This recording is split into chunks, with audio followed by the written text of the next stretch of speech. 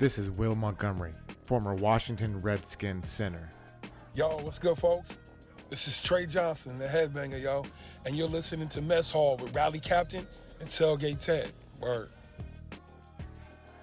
What's going on, Rally? How you doing, man? Definitely in a different setting here. Well, for those who don't know, we are at the team store, and it feels good being inside of the stadium outside of a game day. Ted, let's get it, brother. We've got Luke Braun joining us from the Locked On Vikings podcast. We really appreciate you joining us today, Luke.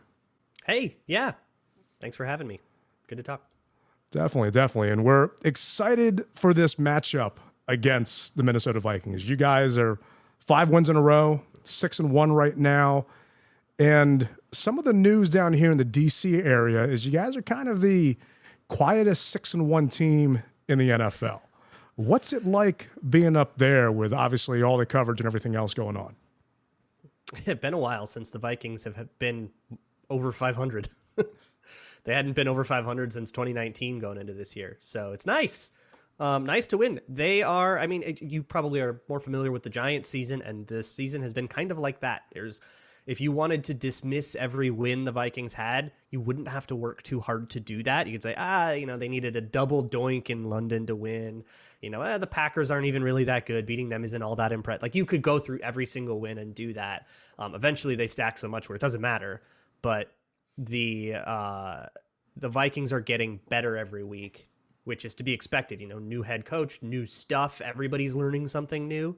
And they're getting a little more comfortable with it each week. So the fraudulent nature of the early wins is going to become less and less relevant as the season goes on here. At least that's my hope. And then they add a huge piece in TJ Hawkinson. So they're really going to try to make a run at this. They've got a stranglehold on the NFC North, and let's see what this season can be.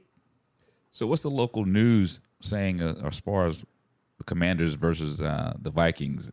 Are they saying this is a pushover game, or what's the spirit? No, not when you're 4-4. Maybe some people are, but I wouldn't recommend that. I don't think that there is a pushover game in this NFL. Everybody's too tightly packed. There's a few teams like the Bills and Chiefs that are sort of head and shoulders above everybody else, but otherwise nobody is there. There's not really the haves and have-nots that we're so used to. Everybody's a little flawed. But right now the local media is just talking about TJ Hawkinson. We haven't really moved on to the Commanders yet. We're all pretty excited about that. Yeah, I don't blame you. We actually played TJ earlier this year when we faced him against the Lions. Yeah. So it's going to be interesting to see him again this week when he's coming, right. Obviously with you guys in Minnesota. And speaking of which, one of our old quarterbacks is coming back here that owns a bunch of franchise records. It'll be the first time Kirk Cousins is coming back to D.C. or Landover. Oh, yeah, because the other one was in U.S. Bank. Yeah. Yeah. And well, it's a Taylor Heineke revenge game, too. That it is. And Scott Turner, just because Scott was obviously over there at one point in time. So there's going to be with his dad. A lot of different, soap opera stories, if you will, that you can tie into this game. Has there been anything from a media perspective? I mean, Kirk has always been a professional whenever he's in front of a microphone. Has he said anything? Yeah, he poo-pooed that pretty quick. Okay. I'm not surprised. He's like, I'm not. His answer was like, I can't afford to focus on that. There's too much work to do. That sounds like Kirk. Yeah, fair enough. Yep, he's a politician up there. You're not going to get anything from that side. I mean, we just had some really spicy revenge game narratives from Arizona. Patrick Peterson had a lot to say after he had a phenomenal game against Arizona. So we do have some spicy revenge game narratives. I don't think we're going to see them in this one, though. It's been too long. What was it? 2017 was the last time it's been like 5 years. It's been a while. We still miss him here. I'm not going to lie. I've been watching all of your games and looking at all the film and wanting to send a text message to Bruce Allen with just a bunch of middle finger emojis saying, why did you let him go for nothing? I mean, it was just so unbelievable that a franchise quarterback like that, who here his stigma was he can't win the big one, you just let him go knowing that he's doing well for you guys out there in Minnesota. You got a comp pick, right? You got a 3rd round comp pick. What did you do with that? I probably didn't really do much with that. And I didn't work out. Yeah, someone like that, to let go of a talent like that for really nothing. I mean, it's... No, you didn't. Pretty frustrating. It canceled out because you signed Case Keenum. Okay, there you go. So, Yeah, that doesn't really help much. But I'm hearing from some Vikings fans, 100% cheese free. Obviously, the guy that Randy Moss would jump to in the end zone, he's a brother of mine. We're in a PFUFA together. And I hear different things from him and other Vikings fans about some of the same frustrations we had here in DC with Kirk, where he likes to pad stats and is kind of more about that versus, 100% putting the game on his shoulders, on his back, and going for that win. Is it really the same narrative, or is that just kind of from a fan base perspective? I wouldn't say stat padding. I think that's a different accusation, but Kirk Cousins, for most of the time he has been here, has been very overly willing to take an easy completion over an easy conversion, if that makes sense. That's been one of my key criticisms of him, is that if it's open, if he can complete the pass, he's going to take that, and not necessarily being as situationally aware. I can complete that pass for this great 4-yard gain. Well, it's 3rd and 8, Kirk. That's the kind of thing that has plagued the Vikings for a few years. I think he's been better about that this year. And what Kevin O'Connell has him doing is being a little bit more greedy. And I think that's been a big note for O'Connell on Cousins, is play greedy. Play, that is there have been times where he has come off a perfectly good completion that would have been 6 yards on 1st down and progressed onward because he knew that Justin Jefferson would be breaking open over the middle on a dig route, and then hit Justin Jefferson. And now it's a big play, right? He's done that more often this year, and it's been really nice. He's worked really hard on his mobility, his pocket presence and stuff. It has been, I would say that Kirk Cousins has taken a step forward, particularly this year. But what you might, maybe that's what you're calling stat padding, is padding that completion percentage, right? Well, is just taking those easy ones. He used to be called cap and check down here when he was in DC. Still is. And he gets through his progression so fast. Yeah. He'll come off of stuff really fast when it's just a little bit risky. But then at the same time, sometimes I think he'll get a little bit impatient with it, and then he'll start forcing too tight of windows, which is why I don't know if you've seen my Twitter. I have the Cousins chaos meter, because he is a chaotic presence. He can have a game like Philly where he throws 3 interceptions. He can have a game where he throws 4 touchdowns, right? There's a chaos to it. And sometimes he's captain check down. Sometimes he's forcing things too much. Sometimes he dials in that amount of chaotic energy just perfectly, where he can have a game where it's 350, 3 touchdowns, and you win by, 20 points. Well, one of the things that when he was here that the fans were very upset with was that from the 20 to the 20, he was golden. But he just couldn't convert in the red zone, or he would he would throw a pick to a wide open defender. Is he still doing that with you guys? No. Red zone has been good, if anything.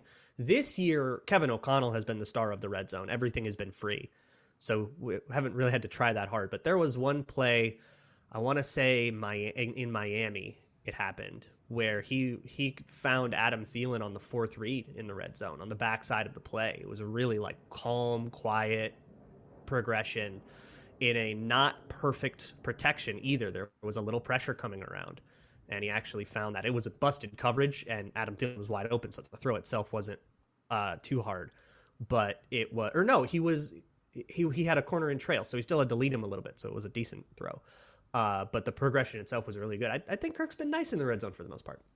Yeah, I'm actually seeing that you guys are 66.6% in the red zone this season. And Kevin O'Connell was someone that we wanted to stay here. We really wanted to keep him in the area, but we've had so many coaching changes since then. And I'm happy to see him succeeding in Minnesota. I'm happy to see what's going on with him out there in the Vikings, that he and Kirk were able to get reunited.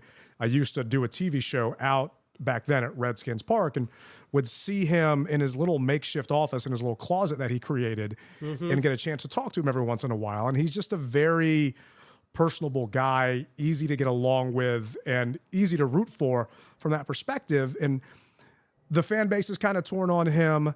And one thing that I had noticed while we were kind of doing some research on this game, a lot of the wins you guys have had this season have actually only one of them was against a team with a winning record, and that was the Tua-less Dolphins at the time.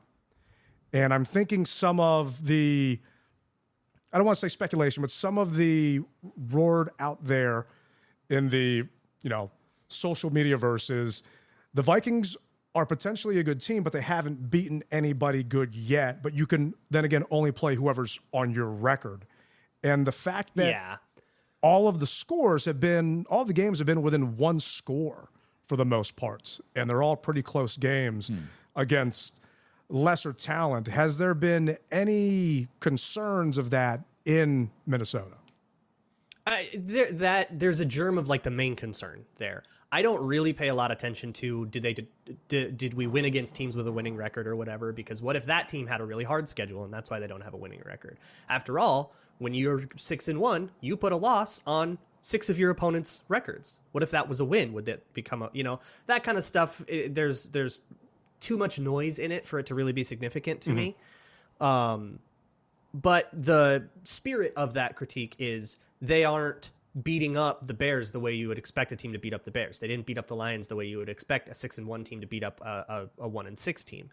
And I think that is fair, that they weren't there. But that was, again, earlier in the season, and I think they're getting a little bit better in terms of that. But there's still a lot of inconsistency. Early in the season, they were busting coverages left and right. They were busting protections left and right. They weren't communicating properly. It was very clear that everyone was learning a new role. The defense especially transitioned from the Zimmer 4-3 to the Vic Fangio style 3-4 that Ed Donatel runs. That means everyone's job's a lot different. Everybody's reading things differently. Everybody's going through different decision trees and thought processes that they've been used to for the last 8 years. And that caused them, I think, to underperform quite a bit. And then they won anyways, and that rules. We'll take those, right? But that underperformance has started to wane. And I think they're starting to really actualize who they're supposed to be. How high that climbs remains to be seen. That who they're supposed to be might be functionally a 550 team, maybe, like call it a 9-8 or a 10-7 team, but they've already won more games where those lucky wins don't stop counting. So the way I've been saying it is, through the rest of the season, they could go 6-4 for the rest of the season. That would be 12-5 in a division title. The season's kind of already there. But when it comes to you guys for like an opponent scouting thing, I think you're hoping that the Vikings make a lot of mistakes over the middle of the field on defense. That's really been the thing that teams like the Bears and Lions, Skylar Thompson on the Dolphins took advantage of, was that they just haven't spaced themselves very well in the middle of the field. So the question becomes, can the Commanders make those posts or those digs over the middle of the field, those chunk plays? Is that something that you guys are good at? If so, that presents a pretty big problem that the Vikings have struggled to solve. So one of the things that I see with Kirk back when he played for us was the Commanders, or the Redskins at the time, didn't want to pay him the contract that he was looking for. But then he goes to you guys, basically the first quarterback, I want to say, that with a fully guaranteed contract. Yep. I know when he first started, there were some grumblings with him saying that he wasn't worth the money. Do you guys still feel that way? It depends on which fan you ask, but that has been the debate raging among Vikings fans and media for the last 5 years, has always been. He also kind of got the worst guy to ask that, because for me, the money has never been the problem with Kirk Cousins. Because I'm one of those salary cap nihilists that thinks, look, whatever you need to make happen, you can probably make happen. And that's not to say that the salary cap is a myth or anything. Like, it clearly has an impact. You got to make cap casualty cuts and stuff. Of course, you'd rather keep those players. But it's more that the salary cap's limits are a lot more stretchable than we think when we go look at Spot Tracker over the cap and we see, oh no, they've only got $1.5 million. That number's a lot higher than you think, and they've just got moves that they could be making that they're not making unless they have to. So you feel he's lived up to his contract? You feel he's lived up to his contract then? I just don't care about it. Okay. I think that he's a 10-ish. He's been, the whole time he's been here, somewhere between the 10th and 12th-ish best quarterback in the league. Personally, I've been a hater on that. I don't think that that's worth enough. And the thing I do care about the contract is that it doesn't allow any flexibility for making a change. If Kirk Cousins plays the worst quarterback you've ever seen for the next 6 games, there's nothing the Vikings can do about it. There's a no trade clause, and we're past the deadline, but even if we weren't, the money is too great for you to justify benching him, and you're not going to bench him for Nick Mullins anyways. You're not getting rid of him next season because of the fully guaranteed nature of it, unless he waives the no trade clause.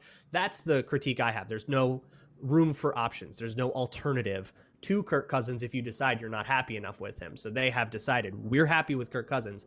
That puts a standard on Kirk Cousins, I agree, of, hey, you are a market rate paid quarterback, so I'm going to expect certain things of you. I'm going to expect you to make certain difficult throws. You got to make a go ball down the sideline. You have to be able to work the pocket when it's messy. We can't say you have to have a perfect pocket every time. That you're a market rate quarterback's got to overcome some pressure sometimes.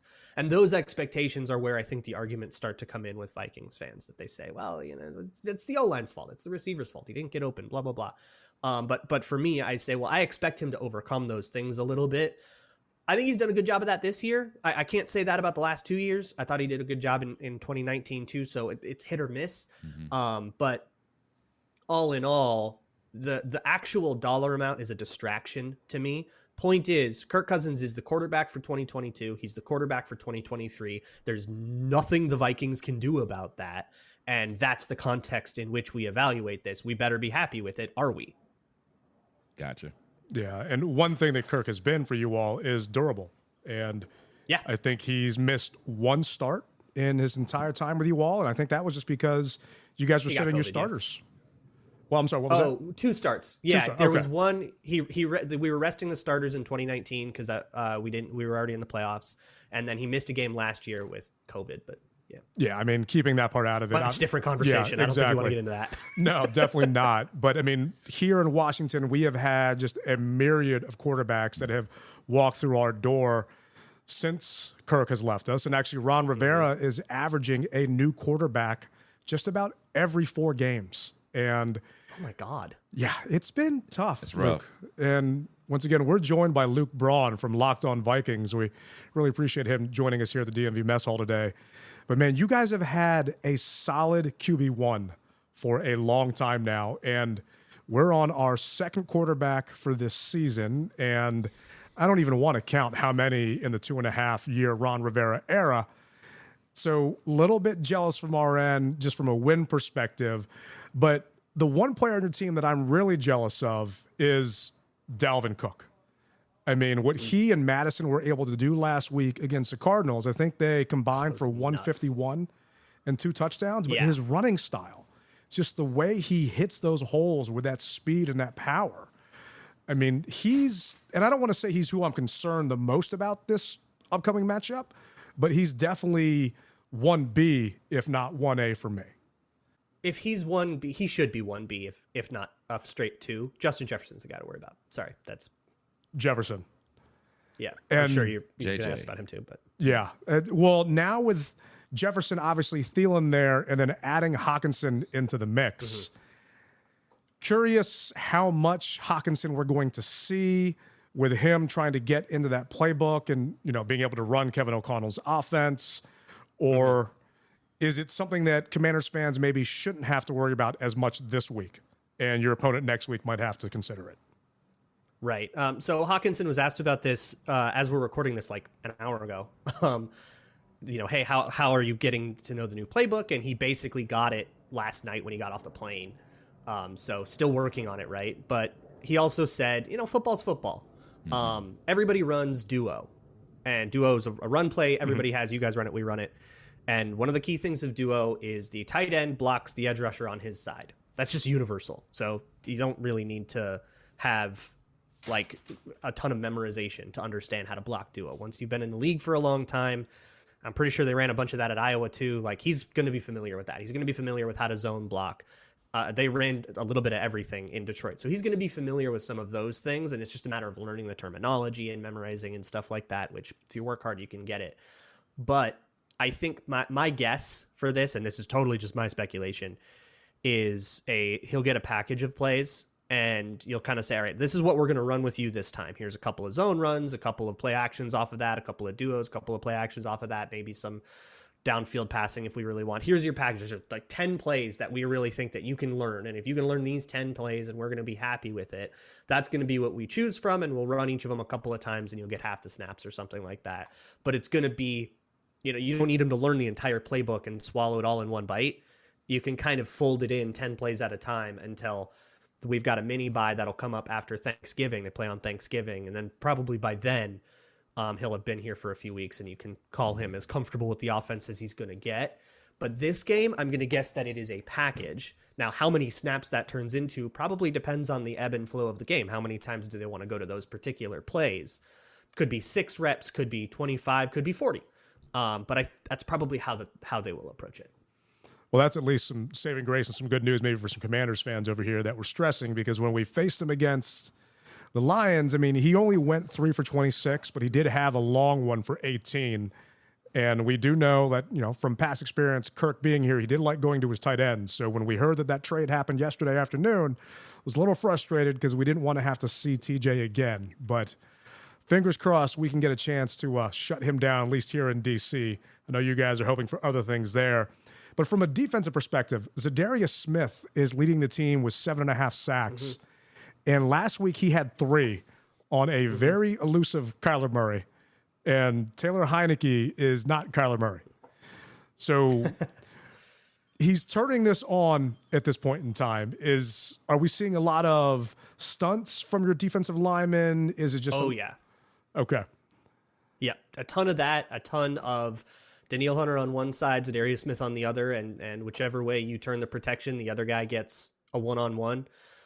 They did a really, really great job of getting Zadarius Smith one-on-one. The Cardinals had a couple of backup guys on the interior, that a backup center, backup left guard, and Will Hernandez was the right guard. He hasn't been playing very well either. So it was kind of one-on-one with anybody on the interior, and Zadarius Smith's superpower is beating interior linemen. So the question I would have, I have no idea who's on your interior, but who's the worst guy on your interior? The Vikings would probably try to get Zadarius Smith one-on-one with him a lot. And if you deny that, it probably comes at the cost of leaving Danielle Hunter one-on-one with a tackle. So pick your poison. That's kind of the way that the defensive line has worked. Some team like Philly just had the horses to deal with that, and they just couldn't get home at all. That was also week 2. People still learning, reading, playing a little slower. So if we played Philly again, I don't know if it would go down the same way, but they still they've got a really good O-line over there. So that was part of it. I have no idea what kind of offensive line you guys are dealing with, but that's sort of the challenge presented, I guess. Yeah, from offensive line on our side, the guys are not very good. That's pretty much our weakest part of our team. Mm-hmm. We've got Andrew Norwell, a ex-Commander. That's what we call them here, a former Carolina Panther and now a Commander. He's not doing well? He's not doing well at all. Our interior is not doing well. We lost our starting center, Chase Rouillet, earlier this season. Tyler Larson is coming back from a major injury last year, and he's also banged up this week. Sadiq Charles missed the game last week because he was actually ill, not COVID-related. He was just ill. And Trey Turner came in, who was a free agent that we also brought in from Carolina. So our interior line is not doing well at all, and you're talking about being able to take advantage of those middle-of-the-field throws that take some time to get there. And our tight ends from that side of things are also not the best when it comes down to it. We've got Logan Thomas that's still banged up. No, we're not. Logan. Oh, he's banged up. He's still a little banged up. I'm a big stan. I love the converted quarterback. We do too. And speaking of which, we've got Armani Rogers, who's a converted quarterback that is also one of our tight ends. And we're just not taking advantage of tight ends that much in this scheme. And maybe that's because we've got, Curtis Samuel and Terry McLaurin, and we've got speedsters on the outside. But for Commanders fans' sake, I'm hoping we get a chance to at least slow that pass rush down because, seeing what you all did against Kyler this past week, and I can't remember the gentleman's name from Miami who subbed in for Tua, but seeing Skylar Thompson, but Teddy Bridgewater played most of that game because Thompson got hurt. Yeah, and seeing what they were able to do and how you guys were able to kind of slow them down and still really win those games, it doesn't leave me warm and fuzzies leading into this matchup. And it's only Wednesday, and a lot of things can change. I'm assuming you're going to go with Minnesota over the Commanders this week, but I'm just curious. What are you thinking for a score prediction and game prediction? So last I checked, the spread was Vikings by 3.5. Yeah, I'm going to take the Vikings to cover that. I don't know what the over-under is, but I'll take something like a 28-24. I'll go nice and right in the middle. I will say, if you're looking for a modicum of hope, you seem pretty down. I'll give you this. DeAndre Hopkins got 159 yards last week on Cameron, mostly Cameron Dantzler. Anytime Hopkins one was Cameron Dantzler, he just could not hang. And it's DeAndre Hopkins, right? But you got Terry McLaurin, who's certainly in the upper tier of wide receivers. So if you want to put Terry McLaurin outside on Cameron Dantzler all day, eventually the Vikings will be in a coverage where it's either quarters on that side or a man-to-man coverage straight up, which will leave Cameron Dantzler one-on-one with Terry McLaurin. There might be a matchup there that you can take advantage of. Of course, you got to block it up and protect for it so you can get the ball out. But that's if I'm gonna guess as to what like Ron Rivera and Scott Turner, that offensive staff, are looking at, it's ways to find that, ways to get Terry McLaurin either there or on Chandon Sullivan, the slot corner, who has struggled mightily, and find those man-to-man opportunities. I think what you're going to see from the Commanders is a lot of Taylor on his wheels, because as Ted said, our offensive line is not the best right now. So you're going to see Taylor, I think, moving in throughout that pocket and getting a lot done with his feet this week. Yeah, we don't like that, especially because it's Heineke and we let him go, and it's kind of a sore spot. Yeah. Really? Sore spot for you guys? It is. So I don't know if you're familiar with the story of Taylor Heineke in Minnesota, but 2016, no. Teddy Bridgewater tears up his knee. You probably remember that, right? Yes. Taylor Heineke would have been the backup, probably. Sean Hill was the true backup, but he was like 40 and they were never going to go into the season with him. He starts one game and then Sam Bradford comes in. They traded a first-round pick for Sam Bradford. Well, that first-round pick turned into Derek Barnett for the Philadelphia Eagles, who gets a strip sack on us in the NFC Championship, by the way. And also a fourth-round pick that turned into Josh Sweat. So that trade hurts, right? And that trade probably doesn't happen if we have Taylor Heineke. The team was really excited about Taylor Heineke, and all the stuff that he does is just this natural instinct that he always had. He had it for us in the preseason in those years too. But in, I think, a late night, ill-advised, his friend got locked out of an apartment and he tries to kick a door down. Oh, yeah. He tears up a tendon in his foot and he's out for the season. And that happened before the Teddy Bridgewater injury. So he wasn't available. So there is this what if to us. What if Taylor Heineke starts that season? 2016 probably doesn't go that well, but we would still have our first round pick in 2017. And with a first round pick in 2017 that the Philadelphia Eagles didn't have, and 2017 plays out that way, we play them in the 2017 NFC Championship. What if we had Derek Barnett? Would that have gone a little differently? So there's a bit of a sore spot with Taylor Heineke, sort of a butterfly effect. If he runs around on us and throws a whole bunch of scrambly improvisational touchdowns, we're going to be real frustrated. Well, I don't know a lot, but I do know that will happen this week with Heineke. He does like to scramble. He does like to extend plays. And I'm assuming you all have seen that YOLO ball he threw to Terry to end that game last week. So that's pretty much vintage Taylor. And he likes to react versus think.